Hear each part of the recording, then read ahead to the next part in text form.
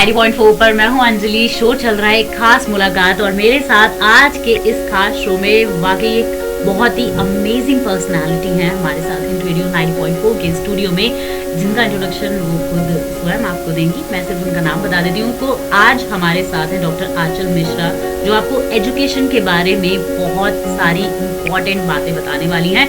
कहीं भी अगर आप अपने एडमिशन को लेके, अपनी क्वालिफिकेशन को लेके, किसी भी चीज़ को लेके कंफ्यूज है ना, तो आज आपको सारे जवाब मिल जाएंगे। तो अगली आवाज़ आंचल मैम की। मैम, सबसे पहले तो वेलकम है आपका हिंट रेडियो 90.4 पर। आई रिक्वेस्ट यू कि प्लीज़ आप हमारे लिसनर्स को अपने बारे में सबसे पहले बताइए। Thank you Anjali, thank you hint FM, आपने ये मौका दिया और श्रोताओं को ये जानने की कोशिश हो जाएगी कि वो उन्हें क्या क्या एक्चुअली जानना है जो स्टूडेंट्स के माइंड में डाउट होते हैं। तो जैसा आपने पूछा कि पहले मैं अपने बारे में एक ब्रीफ इंट्रो दे दूं। मैं इस समय करेंटली हेड कर रही हूँ डिपार्टमेंट ऑफ इंग्लिश और मैं प्रोफेसर पे हूँ और SRM-IST Delhi NCR campus Ghaziabad में इस समय मैं कार्यरत हूँ। अगर मैं बात करूँ अपनी लाइफ जर्नी की या मैं बात करूँ अपनी क्वालिफिकेशन की, तो मेरा ग्रेजुएशन यूनिवर्सिटी ऑफ दिल्ली से है। मैं कॉमर्स बैकग्राउंड से हूँ, गोल्ड मेडलिस्ट हूँ। लेकिन उसके बाद जैसे बहुत से स्टूडेंट्स को होता है कि कई बार वो अपनी डोमेन चेंज करते हैं, अपनी लाइन चेंज करते हैं। मैंने मास्टर्स किया है इंग्लिश लिटरेचर से, उसके बाद मैंने PhD करी है इंग्लिश लिटरेचर में। फिर मुझे लगा कि शायद अब मुझे अभी और पढ़ने की ज़रूरत है, तो उसके बाद मैंने किया मास्टर ऑफ मैनेजमेंट स्टडीज़। वो मैंने HR स्पेशलाइजेशन में किया और अभी रिसेंटली मैंने अपनी सेकंड PhD कंप्लीट करी है HR में। तो ये है मेरे बारे में Anjali. Thank you so much ma'am, हमें हमारे गाजियाबाद के लिसनर्स को अपने बारे में बताने के लिए। आपके साथ बातों का सिलसिला यूं ही चलता रहेगा, लेकिन अभी लेते हैं एक छोटा सा म्यूजिकल ब्रेक। उसके बाद जानेंगे कि एजुकेशन हमारी लाइफ में कितनी ज्यादा इम्पोर्टेंट है। Stay tuned hint radio 90.4। Hint radio 90.4 पर एक बार फिर से आप सभी का स्वागत है और मेरे साथ हैं डॉक्टर आंचल, जो आज बात करिए एजुकेशन के बारे में। तो वेलकम बैक है मैम आपका एक बार फिर से शो में। मैम, मेरा सबसे पहला क्वेश्चन आपका इंट्रो ही था। सेकंड इज कि आप प्लीज अपनी जर्नी के बारे में हमें बताइए, कैसी आपने एजुकेशन को सिलेक्ट किया, क्या थॉट आया? मतलब कभी आपने सोचा था कि आप एजुकेशन लाइन में जाएंगे और बच्चों को इस तरह से गाइड करेंगे? एब्सोल्युटली अंजलि, मेरे संग ये कोई इत्तेफाक नहीं है और ये ऐसा भी नहीं है कि मुझे जॉब नहीं मिली या मैं बहुत इरिटेट थी इसलिए मैं एजुकेशन लाइन में आई हूँ। मैं एक्चुअली एजुकेशन लाइन में अपनी मर्ज़ी और अपनी खुशी से आई हूँ। मुझे हमेशा से लगता था कि स्कूल टाइम में जो टीचर्स मुझे पसंद आते थे, जिनका पढ़ाने का तरीका, उनका टीचिंग पैडागॉजी बहुत ही स्मूथ होती थी, जो आज भी मुझे याद है। तो मुझे लगता था कि शायद अगर मुझे कभी ऐसा मौका मिले तो मैं ऐसी ही एक फैकल्टी बनने की कोशिश करूँ जिसको स्टूडेंट्स तो याद रखें ही, लेकिन कहीं ना कहीं मैं वो चीज़ उन तक पहुँचा सकूँ जो थोड़ी बहुत नॉलेज या ज्ञान मैं अर्जित करने की कोशिश कर रही हूँ। तो मैं ग्रेजुएशन कंप्लीट करने के बाद मैंने गुड़गांव में जी कैपिटल में जॉब करी कुछ दिन। उसके बाद कुछ इस तरीके से इश्यूज़ हुए, क्योंकि गाज़ियाबाद से आप समझती हैं गुड़गांव जाना उस समय 3 घंटे का रास्ता बहुत डिफ़िकल्ट होता था। तो मैंने चेंज किया अपने आप को, मैंने NTT किया, मैंने B.Ed किया और उसके बाद मैं स्कूल में आई। स्कूल में कुछ शायद 6 या 8 महीने ही मैंने जॉब करी। उसके बाद मैं कॉलेज में जुड़ गई और कॉलेजेस में मैंने कम्युनिकेशन सब्जेक्ट पढ़ाना शुरू किया, क्योंकि मैं मास्टर्स और PhD इंग्लिश लिटरेचर में थी। तो मैंने वही सब्जेक्ट पढ़ाया और मुझे ये समझ आया कि स्टूडेंट्स को समझना बहुत आसान है अगर आप एक टीचर ना बनकर उनके एक दोस्त और उनकी जनरेशन को समझने की कोशिश करें। और शायद यही चीज़ मुझे आज भी मुझे बहुत अच्छा लगता है जब मैं अपने क्लास में लेक्चर डिलीवरी के लिए जाती हूँ, कि मुझे उन्हें पढ़ाते समय, उनसे बात करते समय बहुत ही अच्छा महसूस होता है। तो डॉक्टर आंचल के साथ मुलाकात यूं ही बनी रहेगी हिंट रेडियो 90.4 पर। स्टे ट्यून्ड, गाजियाबाद का इकलौता radio station hint radio 90.4। Hint radio 90.4 पर एक बार फिर से आप सभी का स्वागत है और मेरे साथ हैं डॉक्टर आंचल, जो आज बात करिए एजुकेशन के बारे में। तो वेलकम बैक है मैम आपका एक बार फिर से शो में। एजुकेशन लाइन में आपको काफ़ी अरसा हो गया है, तो मैम कोई एक ऐसा एक्सपीरियंस जो आपको अभी तक याद है और आपको लगता है कि लाइफ में एक्सपीरियंस बहुत ज़्यादा इंपॉर्टेंट होते हैं हर चीज़ के। तो एक कोई भी एक अपनी लाइफ का एक्सपीरियंस जिसने आपको एक ऐसा अनुभव दिया कि एजुकेशन में और आपकी रुचि बढ़ गई, तो एक ऐसा एक्सपीरियंस आप अपना शेयर कीजिए हमारे लिसनर्स के। Thank you Anjali. मुझे 17 साल से ज़्यादा हो गए इस एजुकेशन लाइन में, अगर मैं एक्चुअली काउंट करूँ तो। और ये एक ऐसा अनुभव मेरे संग हुआ जब मैं शुरू में ही, जब मैं कॉलेज में पढ़ा रही थी, तो शायद शुरुआत के ही 2 या दूसरे या तीसरे साल में ही एक स्टूडेंट मेरी क्लास में था जो नेपाल बॉर्डर से था, और उस टाइम में सुनामी से पहले कोई दूसरा एक अर्थक्वेक आके चुका था, जिसकी वजह से उसकी पूरी फैमिली सब वहीं पर काफ़ी ग्रसित हुई और उसके परिवार पे बहुत ज़्यादा असर हुआ। शायद अगर मैं कहूँ तो वो पढ़ने की स्थिति में भी नहीं था और वो फर्स्ट ईयर कर रहा था इंजीनियरिंग कॉलेज में। तो एक दिन वो मेरे पास आया और बहुत परेशान और बहुत दुखी था। तो उसने मेरे से ये बात अपने दिल की एक साझा करी कि वो कितनी परेशानी से गुजर रहा है। मेरे पास जो भी बुक्स थी, जिस भी अपने फैकल्टी कोलीग से मैं बुक्स उसके लिए अवेलेबल करवा सकती थी, लाइब्रेरी के अलावा, वो सब तो मैंने करवाई ही। उसके बाद जो भी मेरे से हो पाया सपोर्ट फाइनेंशियली भी, वो भी मैंने किया। और जब वो बच्चा फाइनल ईयर करके उसका प्लेसमेंट हुआ, अंजलि, मुझे बताते हुए आज भी बहुत खुशी है कि उसका पैकेज इतना अच्छा था कि वो सबसे पहले मेरे लिए एक साड़ी लेकर आया और उसने मुझे एक बड़ी बहन का दर्जा भी दिया। और उस दिन मुझे रियलाइज़ हुआ कि टीचर बनने के बाद आपके ऊपर जिम्मेदारी बहुत ज़्यादा बढ़ जाती है। आप सिर्फ सैलरी नहीं लेते हैं, आप एक गुरु बनते हैं। और हमारे देश में तो वैसे भी परंपरा है गुरु देवो, है ना। तो हम कह सकते हैं कि हम गुरु को तो अपने माता पिता और अपने भगवान से भी ऊपर मानते हैं। तो वो दर्जा जिस दिन मुझे मिला अपने शुरुआती पढ़ाने के दौर पे, उस दिन मुझे लगा कि शायद मेरा जो फैसला था टीचिंग में आने का बिल्कुल सही था। और मैं आगे कोशिश करूं कि जितना हो सके एक टीचिंग प्रोफेशन को प्रोफेशन ना लेकर एक इस तरीके से लूं कि अगर शायद मेरे पढ़ाने से, मेरे बात करने के तरीके से किसी भी स्टूडेंट के या किसी भी इंसान की ज़िंदगी में कोई एक अच्छा परिवर्तन आए, तो मेरी जहाँ तक कोशिश हो सके मैं उसके लिए पूरा हमेशा तैयार रहती हूँ। तो डॉक्टर आंचल के साथ मुलाकात यूं ही बनी रहेगी हिंट रेडियो 90.4 पर। स्टे ट्यून, गाजियाबाद का इकलौता radio station hint radio 90.4। Hint radio 90.4 पर एक बार फिर से आप सभी का स्वागत है और मेरे साथ हैं डॉक्टर आंचल, जो आज बात कर रही हैं एजुकेशन के बारे में। तो वेलकम बैक है मैम आपका एक बार फिर से शो में। मैम, मैं आपसे ये पूछना चाहती हूँ, एजुकेशन आज की डेट में बहुत ज़्यादा इम्पोर्टेंट हो गई है। मैम, एक टाइम था जब एजुकेशन को इतना इम्पोर्टेंस नहीं दी जाती थी, तो आज के और पहले के टाइम में अगर कंपैरिजन करके देखा जाए तो आपको क्या लगता है कि एजुकेशन का आगे क्या रोल रहेगा? अंजलि, एजुकेशन का रोल तो ये है कि शुरू से अगर हम कहें एजुकेशन को इम्पोर्टेंस मिली नहीं, लेकिन आज भी माना जाता है कि घर में अगर महिला सबसे ज़्यादा पढ़ी लिखी हैं, अगर उनके पास ज्ञान है, तो वो कहीं ना कहीं एक परिवार को पूरा एजुकेशन दे देती हैं डायरेक्टली।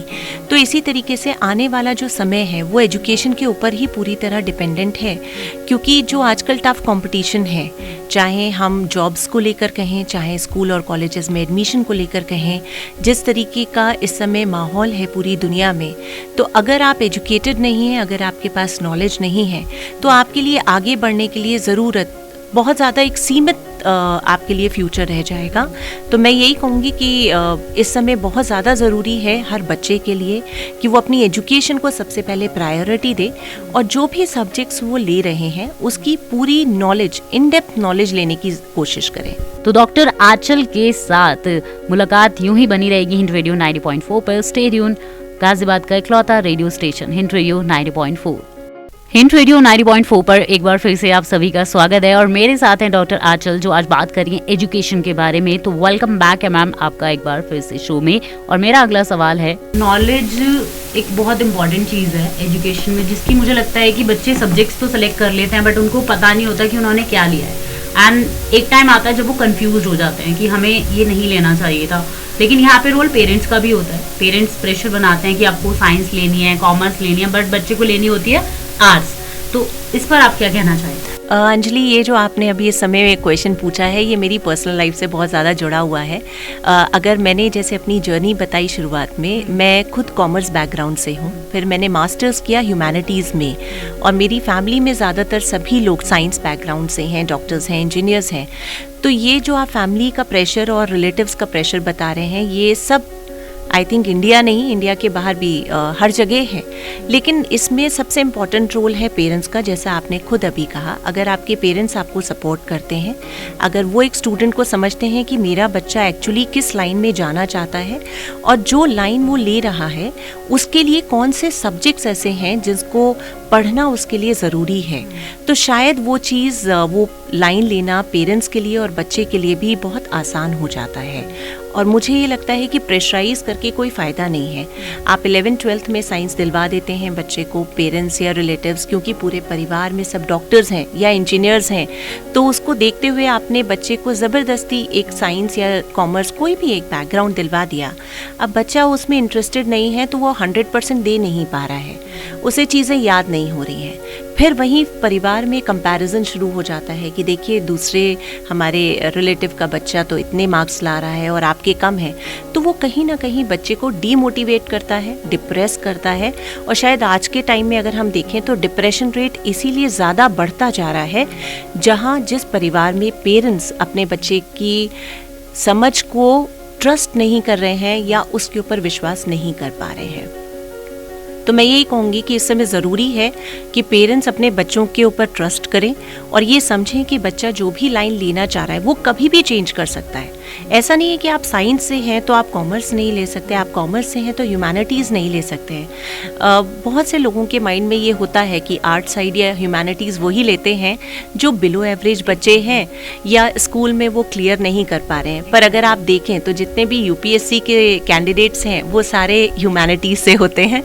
और एक चीज़ और अंजलि, मेडिकल और इंजीनियरिंग के जो स्टूडेंट्स हैं आजकल वो एमबीबीएस करने के बाद भी यूपीएससी में जा रहे हैं और उसके बाद ह्यूमैनिटीज़ लेते हैं। तो आप देखिए ये सब्जेक्ट कितना इम्पोर्टेंट है। अगर हम बच्चा हिस्ट्री नहीं पढ़ पा रहा है, अगर उसे अपने देश के बारे में, अपनी ह्यूमैनिटेरियन टच के बारे में कुछ भी उसको कॉन्सेप्ट नहीं पता, तो वो इंसान कहाँ बना, वो तो एक रोबोट बन गया। तो वो तो आजकल एआई भी काम वो कर ही रहा है तो उसमें बहुत ज़्यादा तो फर्क मुझे नहीं लगता। अब देखो यहाँ पे समझदार को इशारा काफी होता है। वेल, एआई और चैट जीपीटी की दुनिया से निकलो और रियल एजुकेशन को आराम से, इत्मीनान से समझ के सेलेक्ट करो कि आपको लाइफ में एग्जैक्टली करना क्या है। वेल, डॉक्टर आंचल के साथ बातों का सिलसिला यूं ही होता रहेगा हिंट रेडियो 90.4 पर। I will be right back soon. और साथ में डॉक्टर आंचल भी आपके लिए लेकर आने वाली हैं और भी अमेजिंग से क्वेश्चन। स्टे ट्यून, गाजियाबाद का इकलौता कम्युनिटी रेडियो स्टेशन।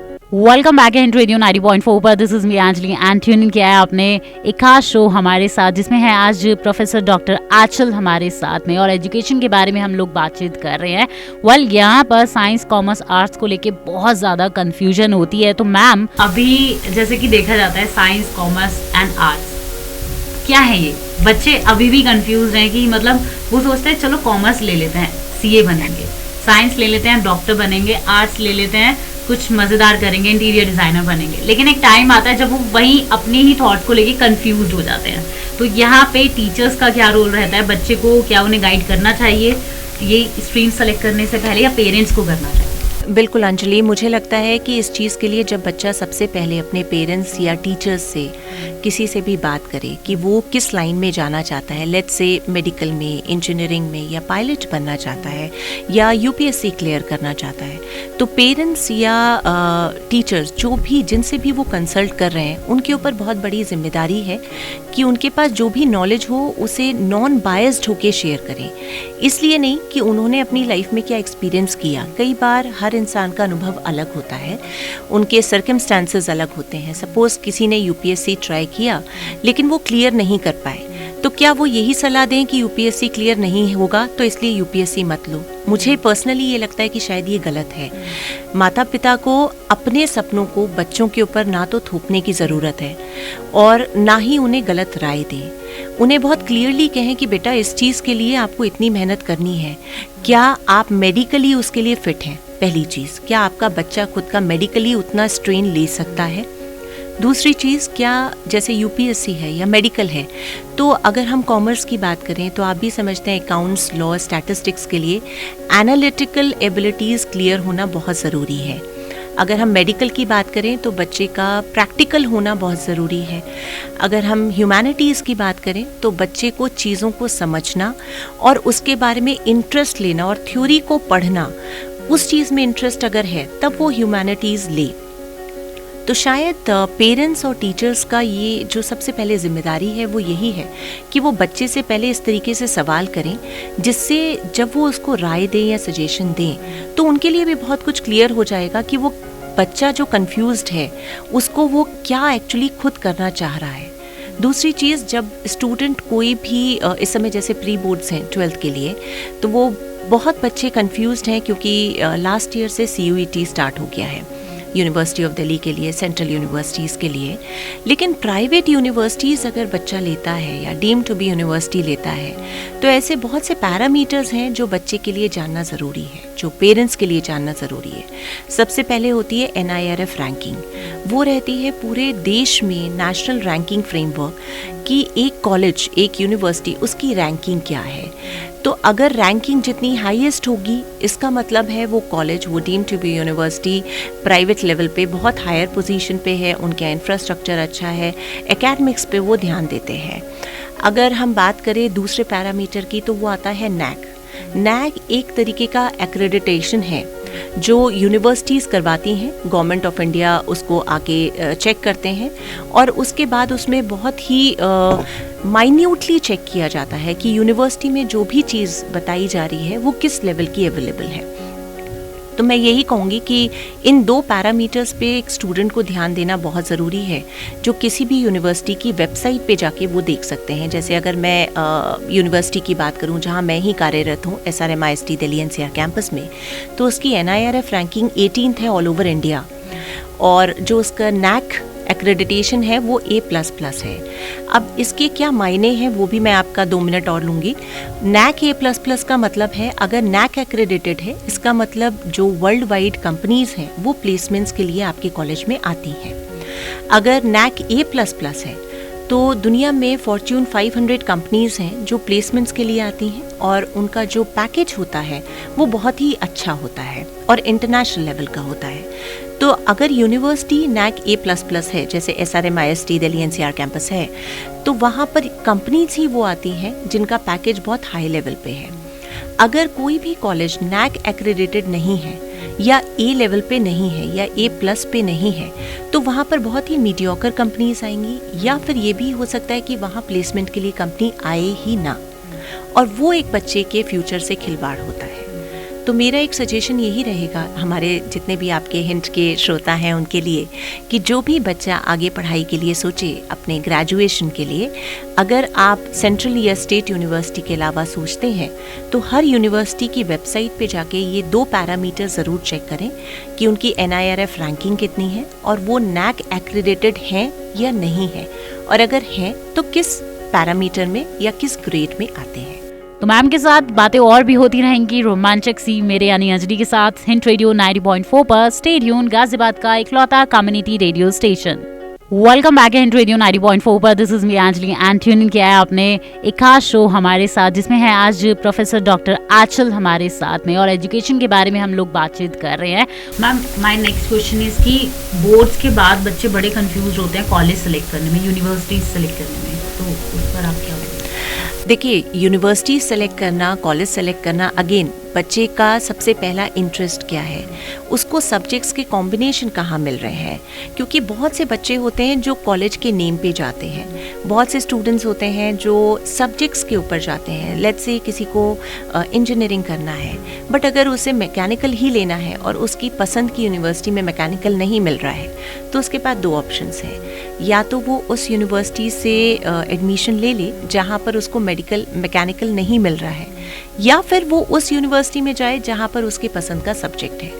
तो अगर हम देखें तो आज की जनरेशन थोड़ा सा कंफ्यूज इस चीज़ में है, जहाँ शायद आपका, हमारा और अभिभावकों का बहुत बड़ा एक योगदान है कि हम बच्चे को ये रियलाइज़ कराएं कि यूनिवर्सिटी के संग संग सब्जेक्ट उनके लिए बहुत इम्पॉर्टेंट है। तो जब वो किसी भी यूनिवर्सिटी या कॉलेज को सेलेक्ट करें तो वो ये ज़रूर देखें कि उनकी पसंद का सब्जेक्ट उन्हें जहाँ मिल रहा है। तो मेरा सजेशन तो यही रहेगा कि वो उसी कॉलेज में जाएं जहाँ पर उनको अपनी पसंद का सब्जेक्ट मिल रहा है, जिससे वो आगे जो भी लाइन लेना चाहते हैं वो चीज़ वो इजीली ले सकें। तो डॉक्टर आंचल के साथ मुलाकात यूं ही बनी रहेगी हिंट रेडियो 90.4 पर। स्टे ट्यून्ड, गाजियाबाद का इकलौता radio station hint radio 90.4। Hint radio 90.4 पर this is me Anjali and tune in किया है आपने अपना favourite show that we call, एक ऐसा इंपॉर्टेंट खास मुलाकात शो जिसमें हमारे साथ होते हैं खास शख्स जो आपके लिए लेकर आते हैं कुछ मजेदार टॉपिक्स पे बातें। तो आज का टॉपिक है एजुकेशन और डॉक्टर आंचल हमारे साथ हैं। तो मैम, मेरा अगला सवाल आपसे है इंफ्रास्ट्रक्चर के बारे में। मैम, इंफ्रास्ट्रक्चर का क्या रोल रहता है अपने कॉलेजेस यूनिवर्सिटी सेलेक्ट करने में एक स्टूडेंट के लिए, प्लीज बताइए। अंजलि, इंफ्रास्ट्रक्चर तो बहुत ही पिवटल रोल देता है, क्योंकि क्या होता है कि जब आप कहीं पर पढ़ने जाते हैं तो अगर आपके यहाँ प्रॉपरली लैब्स नहीं हैं, अगर वहाँ पर सिस्टम्स वर्किंग नहीं है, अगर वहाँ पर कंप्यूटर लैब में कॉन्फ़िगरेशन अच्छा नहीं है, तो हम कहीं ना कहीं अपने ही स्टूडेंट्स को, अपने ही यूथ को बहुत पीछे लेकर जा रहे हैं। क्योंकि फॉर एग्जाम्पल सपोज अगर एक एग्जाम्पल दें कार की, जिसने एक फिएट कार से कार चलाना सीखा हो और आज के टाइम में जहाँ पर 6th और 7th गियर है कार का और बैक गियर के लिए आपको पुल करके लीवर तब पीछे बैक गियर लगाना है, तो अगर आप अपने को टाइम टू टाइम अपडेट नहीं करते हैं तो आपकी डिमांड मार्केट में कम हो जाती है। और जिस तरीके का हमारी लाइफ में यहाँ इस समय एजुकेशन में कंपटीशन है, उसको देखते हुए एक स्टूडेंट के लिए बहुत ज़रूरी है कि वो अपडेटेड रहे। अब वो अपडेटेड पर्सनल लाइफ में कितना रहता है वो अलग है, लेकिन प्रोफेशनली कॉलेजेस की रिस्पॉन्सिबिलिटी है कि वो लैब्स को, इंफ्रास्ट्रक्चर को अपडेटेड रखे। जैसे अगर हम बात करें अगेन, तो SRM IST में यहाँ पर बहुत ही एक इम्पॉर्टेंट चीज़ पे ध्यान दिया जाता है, वो है इंफ्रास्ट्रक्चर। जैसे पहले यहाँ पर एक बनाया गया है वेंडर नॉलेज सेंटर, जहाँ पर सारी मैट लैब्स हैं, सारे सिस्टम्स एप्पल के हैं, उनकी हाई कॉन्फ़िगरेशन है, AI से लेकर उनको सारी चीज़ों के बारे में प्रैक्टिकल नॉलेज दी जाती है। क्योंकि जब तक बच्चा थ्योरेटिकल नॉलेज तो ले लेता है, अगर वो प्रैक्टिकल नॉलेज नहीं ले पाता है तो वो अपने को अपडेटेड नहीं मान पाता है, जिसकी वजह से एक कंपनी में उसकी जॉब तो लग जाती है उसके CGPA या रिजल्ट के ऊपर, लेकिन स्टूडेंट वहाँ सस्टेन नहीं कर पाता है। तो ये एक बहुत बड़ा क्वेश्चन मार्क आता है कंपनीज के ऊपर भी और कॉलेजेस के ऊपर भी। तो उसे देखते हुए मुझे लगता है कि इंफ्रास्ट्रक्चर होना, जैसे सपोज हम कहें कि स्पोर्ट्स कोटा, अब जैसे SRM में यहाँ पर अगर कोई स्टूडेंट नेशनल लेवल पे गेम्स खेलता है, स्पोर्ट्स में है, तो उसके लिए स्कॉलरशिप का प्रोविज़न है और उसे भी वही फैसिलिटीज़ मिलेगी जो एक नॉर्मल स्टूडेंट को मिल रही है। तो आप देख सकते हैं कि एक इंफ्रास्ट्रक्चर जहाँ उसको खेलने का पूरा मौका मिल रहा है, पूरा अच्छा प्लेग्राउंड है, जहाँ लैब्स बहुत ही अपडेटेड हैं, हाईली कॉन्फ़िगर्ड सिस्टम्स हैं और उन्हें प्रैक्टिकल नॉलेज मिल रही है, एनालिटिक्स लैब है, रिसर्च लैब है, जहाँ बच्चा आए और सॉफ्टवेयर पे खुद काम करे। तो मुझे लगता है वो चीज़ एक स्टूडेंट के लिए बहुत इम्पॉर्टेंट है। जैसे अगर हम बात करें तो हमारे माननीय प्रधानमंत्री जी भी कहते हैं स्किल इंडिया, तो स्किल इंडिया के लिए थ्योरेटिकल ना होके अगर हम जितना प्रैक्टिकल मूव करते हैं वो बहुत इम्पोर्टेंट है। तो यहाँ पर आई जस्ट होप आपको बातें समझ में आ रही हैं कि आपको अपनी बोर्ड्स के बाद जब आप कॉलेज यूनिवर्सिटी सेलेक्ट करते हैं तो क्या क्या चीज़ें देखना सबसे ज़्यादा इम्पॉर्टेंट है। सिर्फ ऑनलाइन ही चीज़ों को ना सेलेक्ट करें, फिजिकल भी जाएं और अपने फ्यूचर को बहुत ज़्यादा प्रायोरिटी देके ना थोड़ा सा मतलब समझ जाइए। बस मैम के साथ बातें होती रहेंगी, लेकिन अभी एक छोटा सा musical break. Stay tuned, hint radio 90.4 radio in 90.4 पर मैं हूं अंजलि। शो चल रहा है एक खास मुलाकात और आज की खास मुलाकात में है मेरे साथ डॉक्टर आंचल, जो बात कर रही हैं एजुकेशन के बारे में।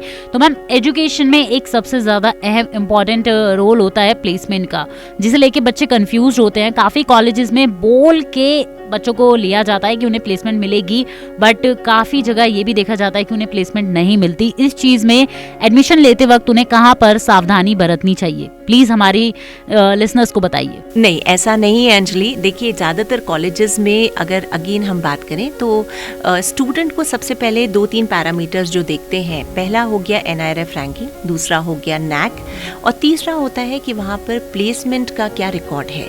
तो ये भी चीज़ें वेबसाइट पे इजीली अवेलेबल होती हैं। जो अच्छी डीम टू बी यूनिवर्सिटीज़ हैं, कॉलेजेस हैं, वो हमेशा अपने वेबसाइट पे अपने प्लेसमेंट रिकॉर्ड्स देते हैं और वहाँ जाके भी पर्सनली स्टूडेंट को ज़रूर विजिट करना चाहिए। वहाँ जाके प्लेसमेंट ऑफिसर से बात करें, ये पता करें कि कितनी कंपनीज आई हैं, उनका एवरेज पैकेज क्या है। और ऐसा नहीं है कि कंपनीज नहीं आती, कंपनीज आती हैं। इनफैक्ट अगेन हमारे यहाँ SRM में एक CDC सेल है, कॉर्पोरेट डेवलपमेंट सेल, जहाँ स्टूडेंट्स को हम फर्स्ट सेमेस्टर से प्रॉपर ट्रेनिंग देते हैं और स्टूडेंट के लिए प्लेसमेंट को ध्यान में रखते हुए उनको 3 चीज़ों पे सबसे ज़्यादा काम करना होता है, जो मुझे पर्सनली भी लगता है। पहला है उनकी सॉफ्ट स्किल्स, दूसरा होता है उनका aptitude and third is there domain knowledge. Domain knowledge में आ गया जो भी उन्होंने अपनी स्ट्रीम ली है उसके ऊपर प्रॉपर प्रैक्टिस करना, और एक हो गया उनका सॉफ्ट स्किल्स जिसमें कम्युनिकेशन स्किल्स और बॉडी लैंग्वेज, और उनका एप्टीट्यूड। कई बार स्टूडेंट्स अंजलि कंफ्यूज हो जाते हैं लैंग्वेज को लेके, मैं ज़रूर यहाँ पर बताना चाहूँगी। कई बार स्टूडेंट्स को लगता है कि अगर वो इंग्लिश में बहुत फ्लुएंट नहीं है तो उनका प्लेसमेंट नहीं हो सकता। अंजलि, इंग्लिश एक लैंग्वेज है, एक भाषा है। हम बात कर रहे हैं कम्युनिकेशन की। कम्युनिकेशन का मतलब होता है अपनी बातों को दूसरों तक पहुंचाना, और उसके लिए आपको अपनी पर्सनालिटी पे काम करना होता है, अपने कॉन्फिडेंस लेवल पे काम करना होता है। नो डाउट लैंग्वेज का बहुत इम्पॉर्टेंट रोल तो है, लेकिन ऐसा नहीं है कि अगर इंग्लिश नहीं आती है तो प्लेसमेंट नहीं हो सकता।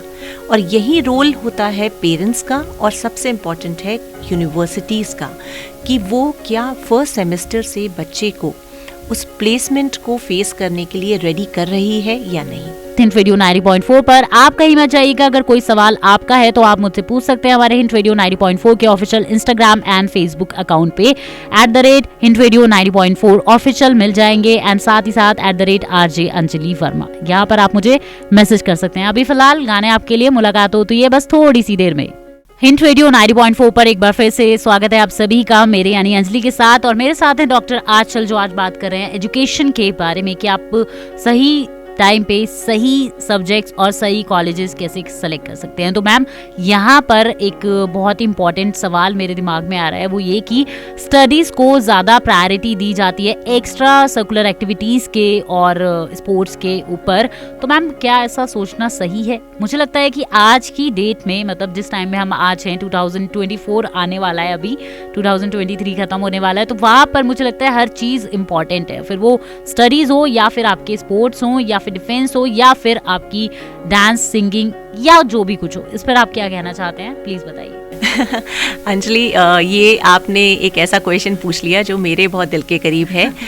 मैं प्रभाकर हूँ कथक में, तो मेरे पेरेंट्स ने मुझे शुरू से सपोर्ट किया कि मैं क्लासिकल डांसिंग सीखूं, और मुझे हर जगह वो लेकर गए जहाँ भी कॉम्पिटिशन्स में मैं जाना चाहती थी।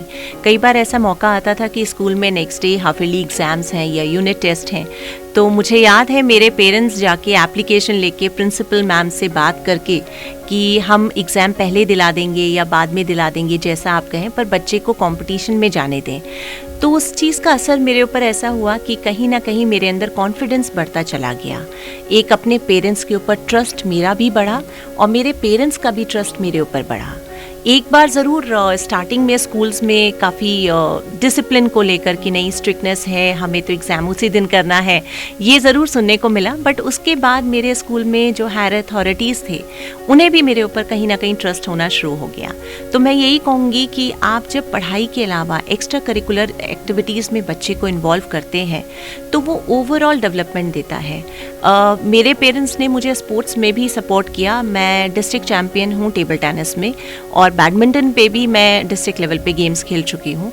बट क्योंकि मेरा रुझान पढ़ाई में था और मुझे ये चीज़ मेरे पेरेंट्स ने बहुत क्लियरली बात करी, उन्होंने, जो मुझे लगता है हर पेरेंट्स को करनी चाहिए, कि मेरा एम स्पोर्ट्स है या मेरा एम डांस है या फिर मेरा गोल है पढ़ाई में आगे बढ़ना।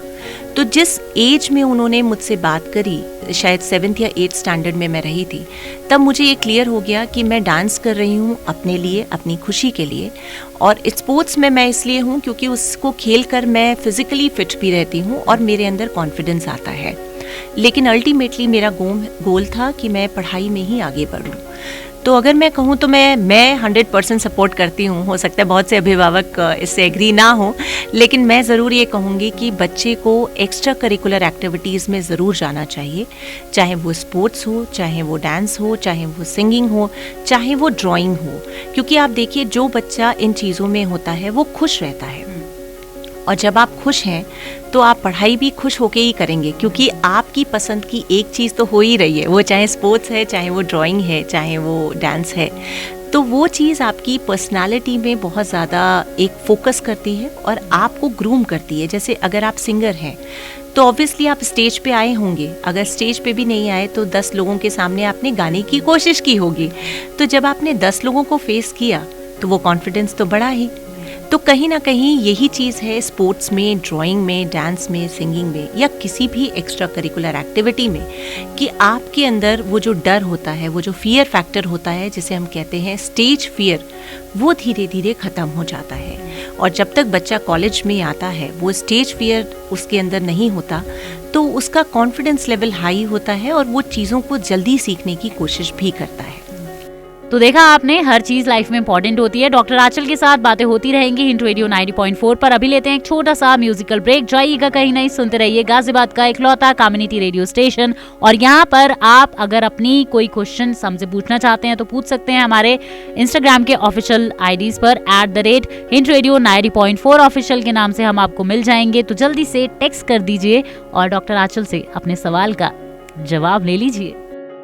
वेलकम बैक हिंट रेडियो 90.4 पर। This is me Anjali and tuning किया है आपने एक खास शो हमारे साथ, जिसमें है आज प्रोफेसर डॉक्टर आंचल हमारे साथ में, और एजुकेशन के बारे में हम लोग बातचीत कर रहे हैं। मैम, एक इम्पॉर्टेंट क्वेश्चन है मेरे माइंड में जस्ट अभी आया। मैम, प्रेशर की अगर मैं बात करूं, बच्चों के पास आज की डेट में बहुत प्रेशर है। प्रेशर अच्छे मार्क्स लाने का, प्रेशर कॉमर्स ना लेके साइंस लेने का। तो वहाँ पे टीचर्स एंड पेरेंट्स का क्या रोल रहता है बच्चे की लाइफ में? वो उसको कैसे मोटिवेट करते हैं कि भाई तुझे कॉमर्स लेनी है या साइंस लेना है? मतलब दोनों का क्या एग्जैक्टली रोल रहेगा? देखिए, ये बहुत इम्पोर्टेंट रोल है। अगर हम बात करें तो ये सिर्फ हमारे देश में नहीं है, मैं इंडिया के बाहर भी रही हूँ और वहाँ भी मैंने टीचिंग करी है, तो मुझे उसका भी अनुभव है कि ये पूरी दुनिया में ही कहीं ना कहीं एक प्रेशर है, और वो प्रेशर है होड़, कंपैरिजन, कि हमारे रिलेटिव्स में बच्चे आगे बढ़ रहे हैं या हमारे पड़ोस में हैं उनके बच्चे आगे बढ़ रहे हैं। तो सबसे पहले रोल है पेरेंट्स का कि वो अपने माइंड में वो कंपैरिजन हटाएं, क्योंकि ये कहीं ना कहीं एक डीमोटिवेशन है बच्चे के लिए भी और पूरे परिवार के लिए। कोई भी बच्चा अपनी लिमिट से ज़्यादा ही कोशिश तब करेगा जब उसे ये लगेगा कि उसके माता पिता, उसके टीचर्स का उसके ऊपर पूरा ट्रस्ट है। अगर मुझे ये लगे कि मेरे ऊपर कोई भी विश्वास नहीं कर रहा, तो मुझे किसी को प्रूव करने की क्या ज़रूरत है? यही चीज़ अंजलि, मुझे ये लगता है कि जब हम अपने बच्चों पे विश्वास करें, as a parents, as a teachers, अगर बच्चा कुछ कह रहा है तो सबसे पहले उसकी बात को ध्यान से सुने। वो क्या कहना चाह रहा है, उसके माइंड में क्या है। अगर वो गलत दिशा ले रहा है तो ठीक है, हम उसे सही दिशा के लिए प्रेरित करें, लेकिन पहले उसकी पूरी बात सुने। ज़्यादातर पेरेंट्स या टीचर्स पूरी बात ना सुन के वहीं पर बच्चे को रोककर अपनी बात को बताना शुरू कर देते हैं। तो आप देखिए, जब कोई भी अब इंसान अपने दिल की बात पूरी तरह बता ही नहीं पाएगा तो वो फिर किसी और का सहारा लेगा। अगर बच्चा अपने ही किसी फ्रेंड या सीनियर से बात करता है तो वो भी उसी एज ग्रुप का है, वो भी उसी मेंटल लेवल का है, उसका भी अनुभव कुछ 2 या 5 साल ही ज़्यादा होगा, तो ज़्यादा समझ तो दोनों में से किसी में भी नहीं है। तो वहीं कन्फ्यूजन क्रिएट होता है। मुझे ये लगता है कि डोमेन कभी भी चेंज किया जा सकता है। आप देखिए, आजकल मेडिकल करने के बाद, MBBS करने के बाद डॉक्टर्स वो UPSC क्लियर कर रहे हैं। तो क्या कभी उनके पेरेंट्स ने सोचा होगा कि मेरा एक डॉक्टर बेटा ह्यूमैनिटीज़ लेके UPSC जा रहा है?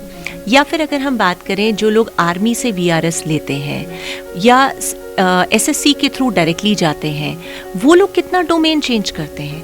आज CA बनने के बाद जब बच्चा कई बार इरिटेट हो जाता है, वो कहता है नहीं, मैं CA में प्रैक्टिस नहीं कर पा रहा हूँ, और फिर वो अपना डोमेन चेंज करता है। तो क्यों ना पेरेंट्स या टीचर्स यहाँ पर वो रिस्पॉन्सिबिलिटी लें कि बच्चे को पहले से ही बताएं कि बेटा ये चीज़ इस लेवल तक है, क्या आप इतनी मेहनत कर पाएंगे, क्या आपका इसमें इंटरेस्ट है। अगर हम बात करें, कितने ऐसे डॉक्टर्स हैं जो मेडिकल कर लेते हैं बट क्लिनिक उनका या उनकी प्रैक्टिस उतनी सक्सेसफुल नहीं होती है जितना वो खुद चाहते हैं। इसकी क्या वजह रही होगी कि शायद उनका इंटरेस्ट उस मेडिकल या उस पर्टिकुलर सब्जेक्ट में उतना नहीं रहा होगा जो उन्होंने किसी प्रेशर की वजह से ले लिया। तो अगर वही चीज़ वो चेंज कर लेते सही समय पे। अब अगर हम एक एग्जांपल लें, डॉक्टर पलाश सेन का, जो बाय प्रोफेशन तो डॉक्टर है लेकिन वैसे एक सिंगर भी है, और उनका एक बहुत अच्छा ट्रूप है यूफोरिया के नाम से। तो हमें नहीं पता कि वो मेडिकल लाइन में कितने सक्सेसफुल हैं, बट हम ये ज़रूर कह सकते हैं कि यूफोरिया एक सिंगर बहुत ही रिनाउंड है। तो ऐसे कितने लोग हैं, अदिति गोवारिकर को ले लीजिए, गायनेकोलॉजिस्ट हैं लेकिन वो एक मॉडल भी हैं। कितने लोग, बोमन ईरानी, अगर हम मूवीज़ की बात करें तो by profession he was a photographer, लेकिन आज के टाइम में वो एक बहुत ही अच्छे बेहतरीन एक्टर हैं।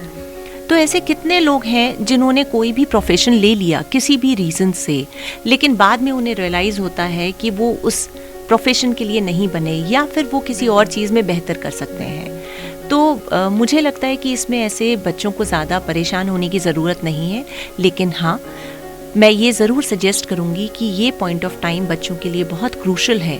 वो अपने पेरेंट्स से, अपने टीचर से खुलकर बात करें, और मेरा पेरेंट्स से और टीचर से भी रिक्वेस्ट रहेगी कि वो बच्चों की पूरी बात को सुने। वो क्या करना चाहते हैं, वो क्या बनना चाहते हैं, उनका इंटरेस्ट किस चीज़ में है, उस चीज़ को सुनकर समझ के तब वो अपनी राय उन बच्चों के संग साझा करें।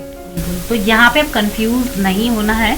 आंचल मैम के साथ काफी सारी बातचीत चल रही है, तो आपको पता होना चाहिए कि आपको एग्जैक्टली लाइफ में करना क्या है। तो देखा आपने, हर चीज लाइफ में इंपॉर्टेंट होती है। डॉक्टर आंचल के साथ बातें होती रहेंगी हिंट रेडियो 90.4 पर। अभी लेते हैं एक छोटा सा म्यूजिकल ब्रेक। जाइएगा कहीं नहीं, सुनते रहिए गाजियाबाद का इकलौता कम्युनिटी रेडियो स्टेशन। और यहाँ पर आप अगर अपनी कोई क्वेश्चन हमसे पूछना चाहते हैं तो पूछ सकते हैं हमारे इंस्टाग्राम के ऑफिशियल आईडीज पर @हिंट रेडियो 90.4 ऑफिशियल के नाम से हम आपको मिल जाएंगे। तो जल्दी से टेक्स्ट कर दीजिए और डॉक्टर आंचल से अपने सवाल का जवाब ले लीजिए।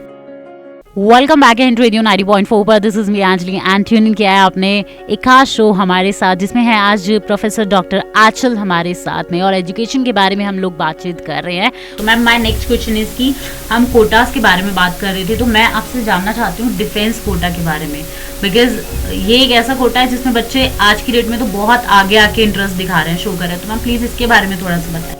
अंजलि, जो अच्छे कॉलेजेस हैं, रिनाउंड कॉलेजेस हैं, यूनिवर्सिटीज़ हैं, वो अलग अलग तरीके के स्कॉलरशिप्स देते हैं। अगर हम स्कॉलरशिप्स की बात करें तो उसमें एनसीसी कैडेट्स को भी मिलता है स्कॉलरशिप, स्पोर्ट्स कोटा से भी मिलता है, डिफेंस से भी मिलता है।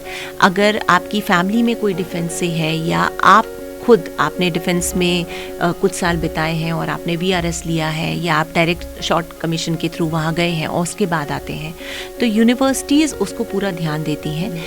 बहुत सी यूनिवर्सिटीज़ 5% रिलैक्सेशन दे देती हैं उनके एडमिशन एलिजिबिलिटी पे। बहुत सी यूनिवर्सिटीज़ उनको फ़ीस में वेव ऑफ कर देती हैं। उनका फ़ीस या तो 100% वेव ऑफ करती है, या कुछ परसेंटेज जो उस यूनिवर्सिटी की पॉलिसीज़ हैं वहाँ पर देती हैं।